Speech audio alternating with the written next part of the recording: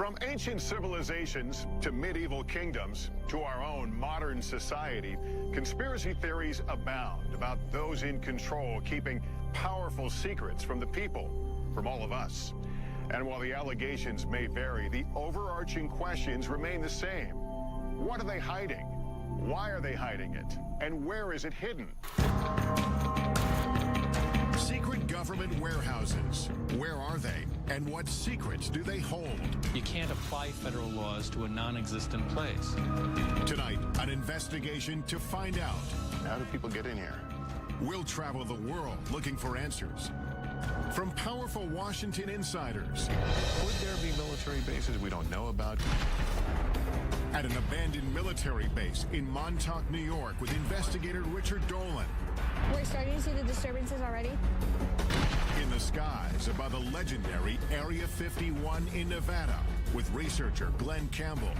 Helicopter 9660 Hotel, you familiar with that restricted airspace 3 miles to your west?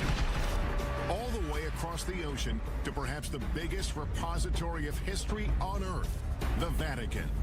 Can we go into the actual archive now?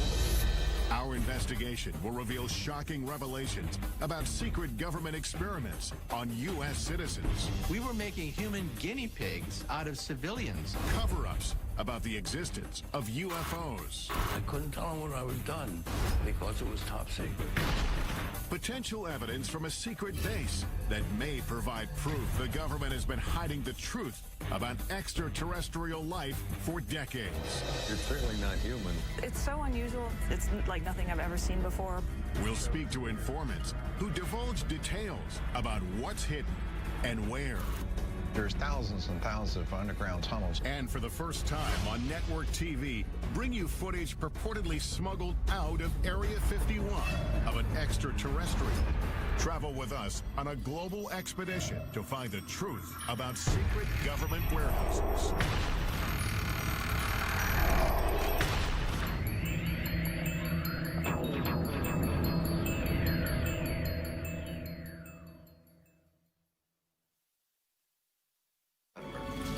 Welcome to Warehouse 13.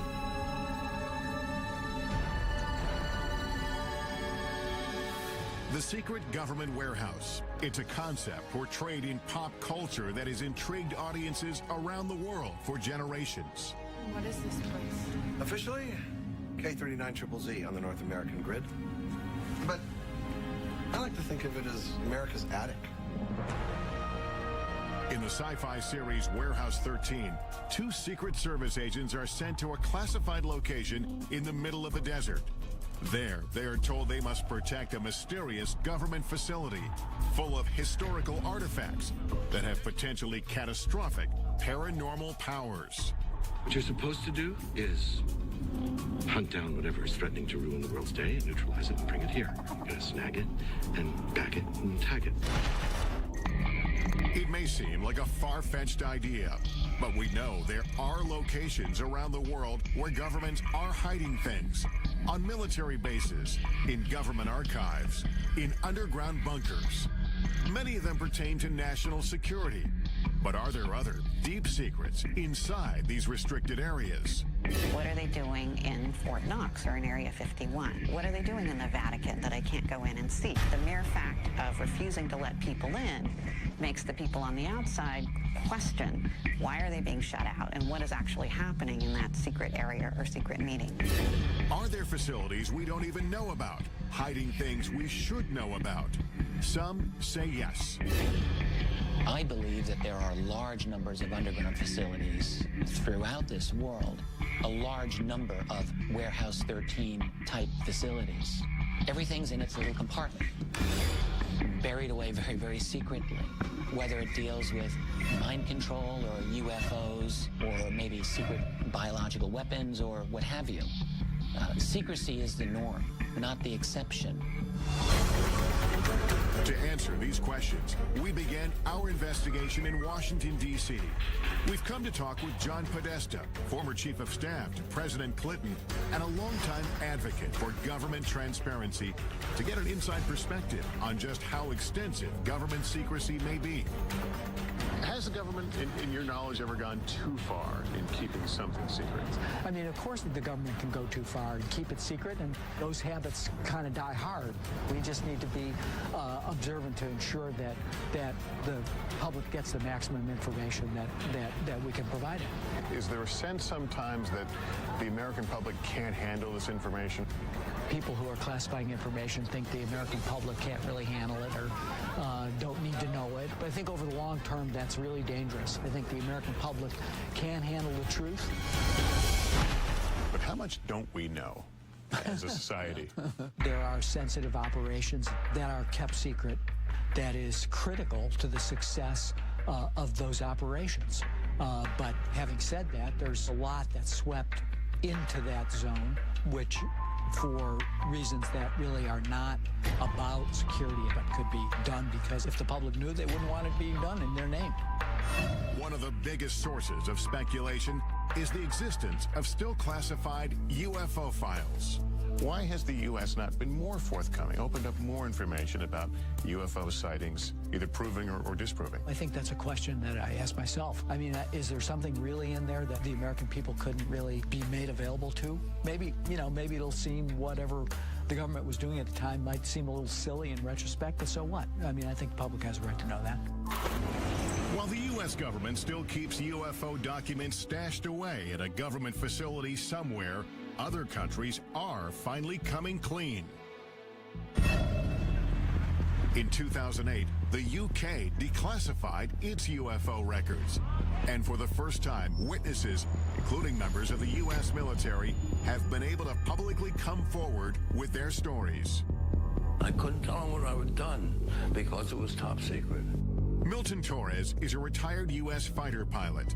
In 1957, while stationed in the UK, a strange assignment came over his radio.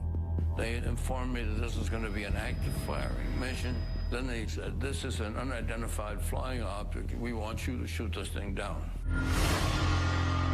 When Torres reached the designated coordinates, a giant object appeared on his radar screen. It was doing maneuvers that I couldn't follow.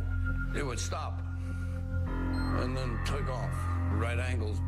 I got in, within 20 seconds to go, when all of a sudden it just disappeared. I mean, it took off something like 10 times the speed of sound. This is faster than anything we have on the drawing board. I was afraid for my life. Torres returned to base and was ordered to never reveal what he saw in the air. He said that this mission has been declared top secret. You're not to discuss this with anyone, not your wife, not your commander, not anyone. If you violate top secret instructions, you can go to jail. To this day, Torres does not know what it was he saw on his radar screen, but he has his suspicions. I don't think we're alone. And whoever built that machine knew a hell of a lot more than I did. Could stories like Torres's still be under lock and key within the U.S. government's UFO files? Even some politicians believe the answer is yes. Former Arizona Governor Fife Symington, who witnessed the unexplained Phoenix lights, believes it was a UFO and that it was covered up by the U.S. government. I witnessed a massive delta-shaped craft that silently navigated over North Phoenix. We want the United States government to stop perpetuating the myth that all UFOs can be explained away in down-to-earth and conventional terms. And Ohio Congressman Dennis Kucinich says he witnessed a UFO as well. Congressman Kucinich, did you see a UFO? I did. It was unidentified flying object, okay? It's like, it's unidentified. I saw something. Does the government know something about alien technology that it isn't telling us? I am convinced that our government has physical evidence, has answers, has information pertaining to the actual existence of UFOs. Many believe if there is evidence of UFOs, it is held deep underground here at the remote Air Force Base in Nevada, commonly known as Area 51. The heavily guarded base is so shrouded in security and mystery, it wasn't even acknowledged by the government until 1994. Even today, it is hard to sort out who officially oversees it. We filed a written request for access, but weeks went by with no reply. So we decided to call. We put in an official request to film at the government facility at Groom Lake, also known as Area 51. I do think that there is some merit to be able to get onto a base such as yours and see what actually is there and what kind of programs taxpayer dollars are paying for. Thank you so much. Bye-bye. You said that you would be willing to look at our request. While we wait for a reply, we focus on another location steeped in lore. Camp Hero State Park in Montauk, New York. Author and investigator Richard Dolan heads there to look into claims of covert mind control, time travel, and teleportation experiments conducted by the government in underground facilities. I want to find some kind of evidence to show that there may have been substantial underground activity around here. If we get that, maybe we can have another jumping off point for a further investigation. From 1942 to 1982, Camp Hero was a military base where servicemen were often on the lookout for enemy planes or submarines. But according to Stuart Swerdlow, the base also had a darker side. He claims that from 1970 to 1983, the government experimented on him at Camp Hero as part of a program he calls the Montauk Project. It was actually begun as a project for mind control, programming, genetic manipulation, and esoteric weaponry. Part of the Montauk Project involved time travel or opening up dimensional doorways from one point to another point. Swerdlow says he, along with thousands of other people, were taken off the streets and from their homes and brought to an underground facility at Camp Hero. The Montauk base on the surface was a derelict or old Air Force base. Underneath, there were 9 levels where the operations took place. There were centers where they would keep people sequestered.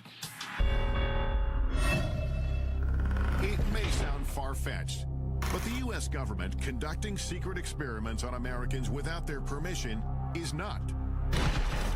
It has hidden programs from its citizens in the past and stashed away or destroyed the evidence.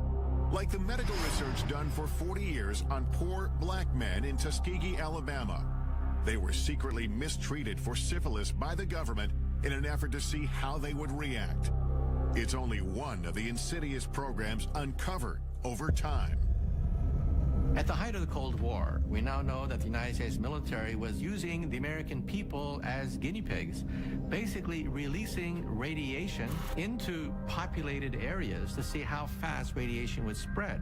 The military was experimenting on people without their permission, injecting people with plutonium, which is, of course, one of the most toxic chemicals known to science. They even gassed the New York subway system. But perhaps the most shocking programs involve mind control experiments carried out from the 1950s to the 1970s. The most infamous among them was MK-Ultra. MK-Ultra was a top-secret project to see whether or not mind control was a possibility. The military and the CIA began to look into the possibility of LSD, mind-altering hallucinogenic drugs that could brainwash people. Well, the consequences of this, of course, are enormous because this was uncharted territory. People went crazy. We were destroying people's minds. Retired Army officer Michael Bailey says he was one of the military's test subjects. They said the tests were safe. There was nothing to be scared of. Bailey was stationed at the Edgewood Arsenal military base in Maryland in the mid-1970s after volunteering for what he thought was a program to test uniforms and equipment. They explained that we were going to be testing equipment of the battlefields of the future, and it sounded exciting. But in fact, Bailey says he and hundreds of other soldiers were injected with LSD and other harmful drugs or exposed to dangerous gases to see how they would behave. We obtained this once-restricted training video shot by the military, which shows some of the effects of the experiments conducted on their own men stationed at Edgewood. 6.5 hours after exposure time, The confused volunteer needed help as he attempted to traverse part of an obstacle course. At this point, hallucinations and other mental disturbances were evident. Looking back, Bailey believes his government betrayed him. You trusted the government, you trusted the Army. It was a bunch of lies. There was a lot of harm done at Edgewood Arsenal. More than 100 of these mind control experiments were conducted at military bases, in hospitals, and at leading universities like Princeton and Harvard. But these programs had some disastrous consequences. There were a number of suicides, a number of unsuccessful suicides. One man who had been dosed with LSD actually tried to commit suicide on his front lawn in front of his children and was in what's commonly called a flashback state. The truth behind MK-Ultra was only revealed in the mid-1970s. All the classified documents were ordered to be destroyed by the head of the CIA. But about 10 boxes of financial records were overlooked, and a small portion of the dark truth was uncovered. The thing about MK-Ultra we have to remember is that we have very little information about the specifics of the programs, and that is because most of those records were destroyed. Without comprehensive records about who exactly was involved, some speculate that MK-Ultra victims may have changed the course of history. The assassin of Robert F. Kennedy, Sirhan Sirhan, has been speculated for a long time to have been a mind control victim. At Harvard, it's interesting to note, one of the students involved in the experiments there was the Unabomber. If experiments like MK-Ultra took place without public knowledge, is it possible the Montauk Project is another example of a government program that to this day remains classified? We only learned about MK-Ultra by accident. It could so easily be the case that had all those records been properly destroyed, to this day, all MK-Ultra would be rumor. When I think about that in connection with something like Montauk, it makes me think that it's just possible that the Montauk Project remains rumor because simply the guys running the security did a better job than they did with MK-Ultra. Could the U.S. government have been conducting experiments inside secret underground bunkers at this retired military base? That's what Richard Dolan is hoping to find out. If the claims about the Montauk Project are true, that'll change everything about what we think we know about this world. And I have to say, if you're going to have a secret program, then Montauk is a great place to have it in a lot of ways. It's very remote. I think that it's possible that there has been some strange activity going on under there. Since the base is now a state park, we asked park officials for permission to access any underground areas. But they said they are not aware of any tunnel system in Camp Hero. Dolan has heard otherwise. I'm told that there are interesting structures in this area. Tunnels I've read about. I want to see something. And what he finds may change what we think about the Montauk Project. What the hell is this? What is this? Ahead, I'll join Dolan at Montauk, where we'll use cutting-edge technology to look below the ground. There is something here that could be an underground structure. Later, I'll examine potential evidence that could prove the U.S. military has been covering up the existence of extraterrestrial life for years. Could this be the smoking gun that we're all looking for? But first, I'm heading to Rome, Italy, to try to get past the Vatican gates and into one of the most mysterious repositories in the world, the Vatican Secret Archives. No one knows exactly what secrets are in the Vatican archives. They are so huge. All this when Inside Secret Government Warehouses continues.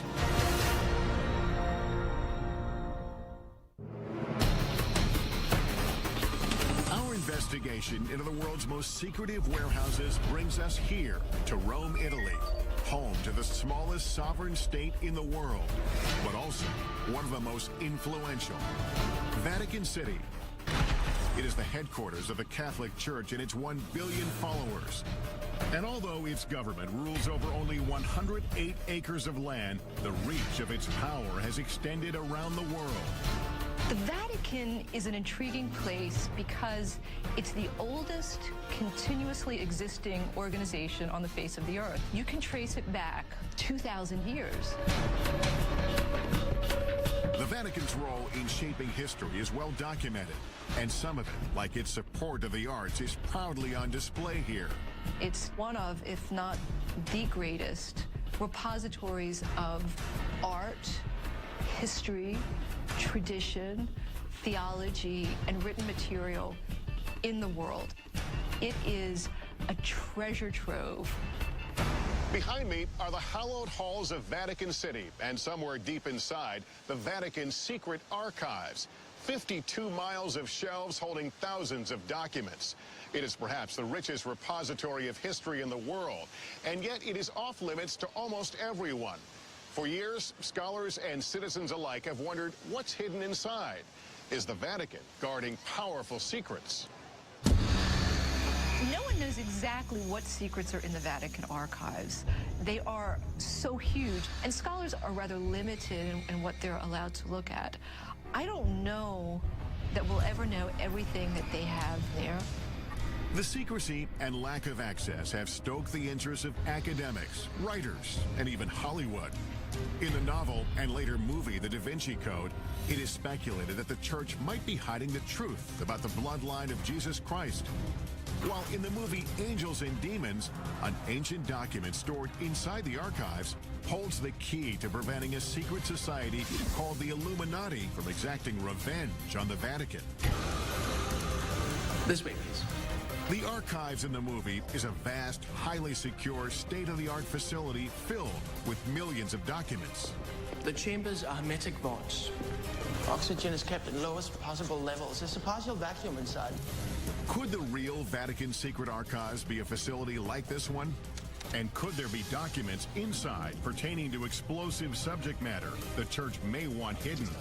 Like prophecies about the apocalypse, evidence of a supposed bloodline of Christ, exorcisms, or secret societies. Information that might alter our understanding not just of the church, but of history. Recent discoveries tell us yes. Vatican archivist Barbara Frale found a document buried inside that is key to understanding the Pope's role in the execution of the legendary Knights Templar. Many people believe that Pope Clement V led the investigation into the Templar Knights and disavowed them and led to their downfall. You have found a document. What does that document tell us about the story? In 2001, we found in the Vatican's secret archive an original parchment belonging to Pope Clement V, who asked for a secret hearing for the Masters of the Templar Order, absolving them, as he was convinced they weren't heretics. Now we know that the Church never condemned the Templar Order, and that it was the King of France's act of violence and abuse to cause the closure of the order. Because this document was filed in the archives in a strange way, its existence remained unknown for hundreds of years. This makes me wonder, could there be other documents about other important pieces of history that have not been found?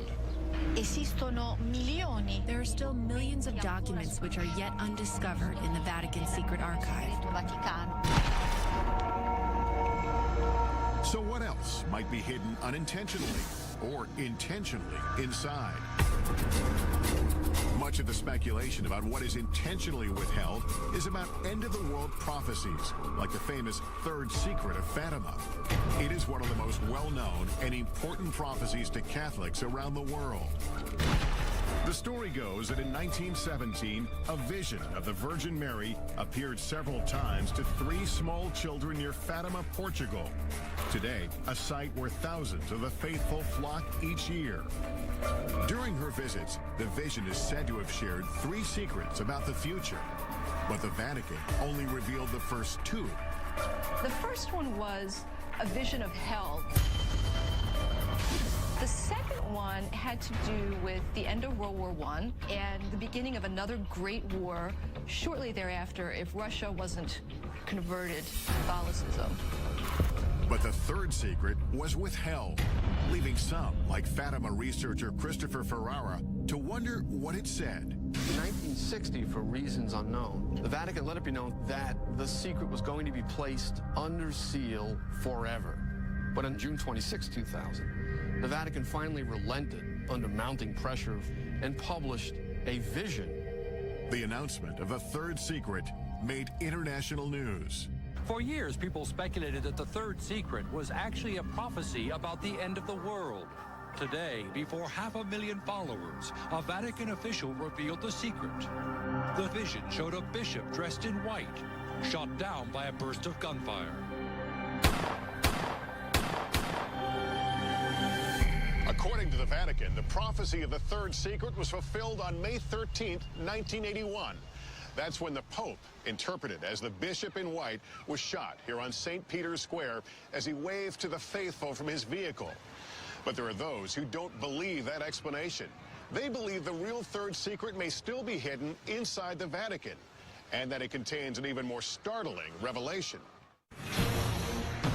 A revelation about a global crisis. The secret involves a crisis in the church and some kind of apocalyptic scenario that affects every man, woman, and child on the face of the earth. I've been granted rare permission to enter the archives with our cameras to see what's inside.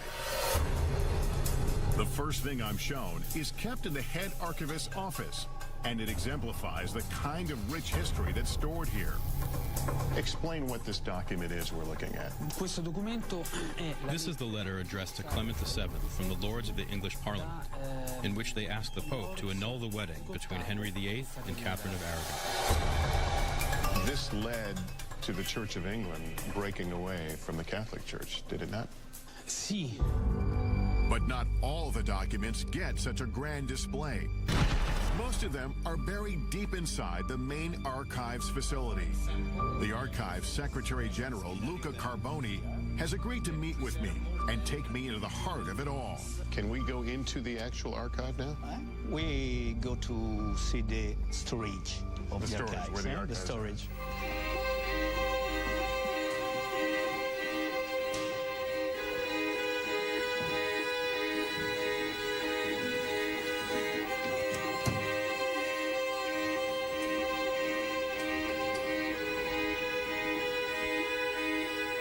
We arrive at the main facility, and I'm instantly overwhelmed by the massive number of files that are before us. We are standing amid the history of the Catholic Church, but this is also an important part of the history of the world, isn't it? The Vatican Archives is important in the world, unique because we preserve a continuous chronological space of over 800 years, from 1198 onwards. Documents as varied as records of medieval families to letters from the brilliant astronomer Galileo, who had famous battles with church leaders of his time, live on these shelves. So you have a correspondence from Galileo. We have a simple letter to a cardinal from Galileo. So that's Galileo's signature. Galileo's signature from Florence in the 18th of December 1628. There is just so much here. Is it possible that there are things here that even the archivists don't know about? Yes, each day we discover something new or something interesting. When you use the term secret here... Okay, secret means private. Secret in this case doesn't mean things that no one can see. No, only private. Private, but off limits to all but about 1,000 researchers handpicked by the Vatican each year. It's not hard to imagine how documents can get buried in this vast warehouse, either accidentally or on purpose. The Secrets of Fatima, would we find something about the Secrets of Fatima here? No. Here is not preserved. If I don't remember, if I remember well, it's not here. But then, where is it? Are there other secure places within Vatican City? Even within this facility, there are areas that are restricted, like the Parchment Room, holding some of the oldest and most important documents. Can scholars and researchers come here? No. Only the staff of the Vatican Archives. All your parchment are kept here? We preserve 50,000 of single parchment in this room on 2 floors. The air feels different. Is the climate controlled here? Yes, it's under control. And what is in here? Here we have the famous Templar trials. The 3 meters of parchment rolls. But we can't see it? No, it's close. There's no doubt that this repository is one of a kind. But the Vatican has not shown us evidence to prove or disprove the rumors of secret documents being stored inside the archives. So we're headed to Montauk, New York, to look for clues into claims of underground mind control and time travel experiments. And later, we're going to some of the most heavily guarded military bases in the U.S. to investigate reports that proof of alien life is stored inside. All this when Inside Secret Government Warehouses continues. We're on a quest to uncover the world's most elusive government warehouses and the secrets that may be buried inside. Our investigation returns to Camp Hero State Park in Montauk, New York. We're looking into claims about the so-called Montauk Project. The story goes, the radar tower behind me was once the epicenter of the Montauk Project's dangerous mind control experiments, and that 9 subterranean levels beneath the tower housed top-secret technology that transported thousands of people through time and space. But do those underground facilities really exist? According to the United States government, there are no underground facilities at Montauk. Of course, you have to bear in mind that the United States government does almost certainly have many underground facilities that they don't wish to acknowledge. Author and investigator Richard Dolan has agreed to meet me at Camp Hero to take a closer look. Can we establish there's something underground? The thing that I've been thinking about is it's impossible to establish the veracity of the claims of the people themselves, but if we can bring some kind of instrumentation to take a look below the ground, I'm thinking ground-penetrating radar, we might be able to find out one way or the other if there's anything that we can notice. At least confirm some parts of the story. According to Stuart Swerdlow, he, along with thousands of others, were brought here to be programmed or mind-controlled. I was subjected to many types of experimentations, interrogations, indoctrinations.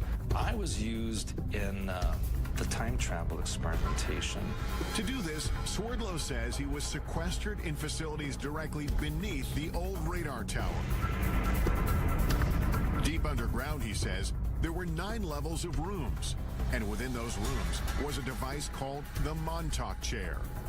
Looked kind of like a dental chair that the person would sit on. There would be a headset that would go over them. There were huge computer banks around that location. And there would be the psychic who would be sitting in the chair and generate thoughts electromagnetically into this device, which would be amplified and stored on the computer so that it could be amplified and transmitted. But mind control wasn't the only concept being tested at Montauk, Swerdlow says. According to him, they were also experimenting with time travel and teleportation using strange technology. It's like a huge mirror frame, and in the frame there is technology that creates vibrational frequencies that can match points in time and space, and you literally walk through. And that is how they transported people from Montauk. If Swerdlow's claims are true, it would completely change the way we see the world. Up to this point, time travel and teleportation have simply been concepts explored in pop culture, in movies like The Philadelphia Experiment and Back to the Future. But were teleportation and time travel experiments like these taking place at Camp Hero? We asked the military about the existence of these experiments and underground spaces at this former base. After speaking with several different departments and officials, we still didn't get a clear answer.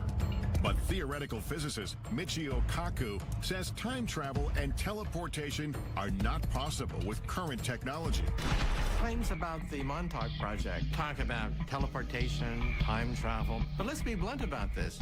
The United States military, the most powerful military on the planet Earth, simply does not have enough energy to bend space and time into knots. Still, we know the government does have a history of experimenting on unwitting Americans, especially with mind control. So we've brought in the latest technology to help us determine if there's anything underground here. Jamie Harmon and Dan Welch are ground-penetrating radar technicians. The technology they have should be able to detect anomalies underground. I know this is ground-penetrating radar, but explain to me what you can do with this. This orange box here, this is the radar pulses going down into the ground. When they meet something with a different material property, like stone or something metal, we'll get a reflection, which will bounce back to the surface. So if you see a man-made tunnel or something, it would show up pretty clearly on that? You know, it takes a little interpretation, but it will show up on the screen. Today, the area around the radar tower is completely off-limits, fenced off with warning signs. The park says it's because of concerns about falling debris, but Swerdlow says otherwise. The reason there's a fence around the radar tower is because underneath there is the main part of the Montauk base. They don't want people going in there. The entrance is sealed. But the park has granted us rare access to the restricted area surrounding the radar tower, with a stern warning not to get too close to the rusting satellite dish. It's pretty strong reflection. Our time here is limited, so we decide to split into two teams. Dolan goes to do a quick pass with his Geiger counter to see if there are any anomalies around the radar tower. It's basically reading at just under 10, which is very low. When he finds nothing strange, he goes to search for potential entrances into any underground spaces. Meanwhile, our ground-penetrating radar team gets to work surveying the area beneath the tower. Turn ourselves around here. And right off the bat, we start to get some strange readings. So, yeah, we're starting to see the disturbances already. This is the very beginning of what we were expecting to see for the anomaly. So we know it starts here. Yep, and it's pretty strong. And we're looking at about 10 feet in depth. This being the surface here. So it's a very distinct start to it. Yeah. In the meantime, Dolan is canvassing some of the surrounding wooded parts of the park. According to Swerdlow, there's an entire network of underground tunnels throughout the area. On the old base, you do see manhole covers or just even entrances that are covered by metal plates. Allegedly, some of them, they say, are for sewer systems or rainwater draining and that kind of thing. But those were once escape hatches for the underground area. This is one of the many manholes that's said to be in this area. There's some water. It's a water pipe here. A ladder going down. It looks like it's been backfilled. All right, I'm gonna regret this, I'm sure. I want to see how deep this is. I wonder if they could have been designed as a water drainage. Maybe there's a lot of water usage at that facility. Why do you need a ladder going into a water drainage hole? Dolan finds several of these uncovered manholes, but they lead no further than 7 feet down. So he returns to check on me and the GPR team, and we are getting compelling readings. We did a number of passes right around this area here, and down about 10 feet or so, it looks like we're getting the surface of something interesting. But you're also seeing it's rather flat. It does have a nice flat surface to it.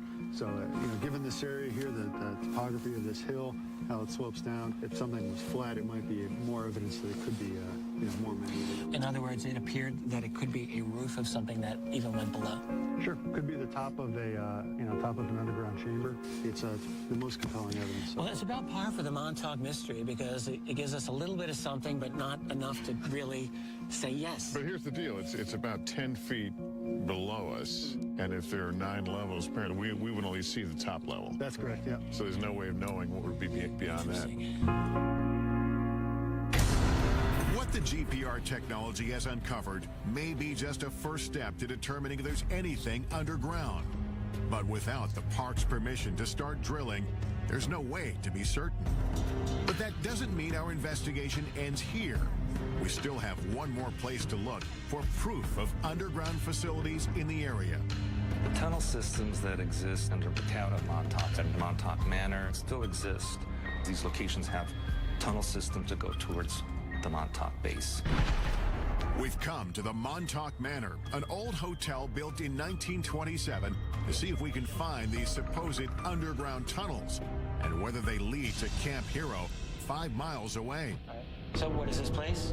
These are the access tunnels, like the foundation of the Montauk Manor, and building 27. And the tunnels go for quite a ways. Jimmy Hackett works at the manor and has been exploring these tunnels for decades. Have you gone through the whole route of this? I've gone through a big portion of it, but there's still some unexplored sections back there that I haven't been through. Have you ever explored Camp Hero? Yeah, I did. Actually, when we were younger, we played up there while it was actually a working Air Force base. We found, I don't know what you call them, but they were tunnel-like. We'd climb down metal rebar ladders into these square tunnels. Are those the manholes that we're talking about? These are different? Yeah. These are cement square with metal lids. And those are now sealed over? Yes. Yeah, I've heard they were filled with cement. But there are tunnels under Camp Hero? Yes. We start to make our way through these tunnels. They quickly get lower, narrower, and harder to navigate, with no end in sight. No, we can get through here. We can get through. What's our heads? Yeah. A lot of cobwebs down here. A lot of cobwebs, it just keeps going. Comes around to the right. Oh, great. This could go on forever. Okay, come on up here and take a look at this. We finally get to a point where it is no longer possible for 2 people to keep moving forward.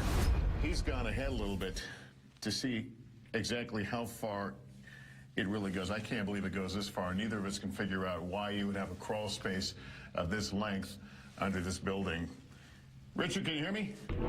My way back here. I couldn't find the end of it. I'm here. It's very, very long. And one end is a dead end, but then it branches off and it goes into several different directions. I could imagine people getting temporarily lost down there anyway. I think as far as either of us goes right now. I think so, yeah. These seemingly never-ending tunnels add another dimension to the Montauk mystery and keep the story alive. We may never know the truth about the Montauk Project or about what may have taken place here at Camp Hero.